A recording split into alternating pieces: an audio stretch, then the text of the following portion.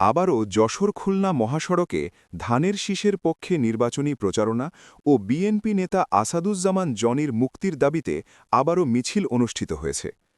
২৮ তারিখ বুধবার সন্ধ্যায় জনির সমর্থক ও বিএনপির নেতাকর্মীরা মহাসড়কে বিভিন্ন পয়েন্টের জড়ো হয়ে একটি মিছিল বের করে। মিছিলটি সড়কের গুরুত্বপূর্ণ স্থান প্রদক্ষিণ করে সংক্ষিপ্ত সমাবেশের মাধ্যমে শেষ হয়।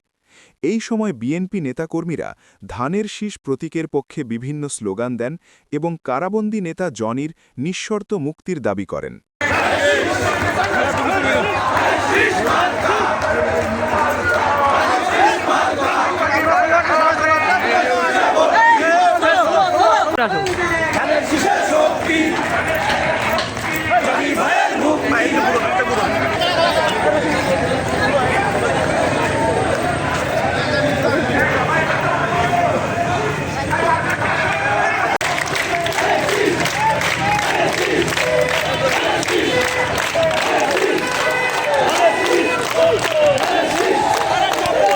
থাকবে তার স্থগিতাদেশ প্রত্যাহার করতে হবে।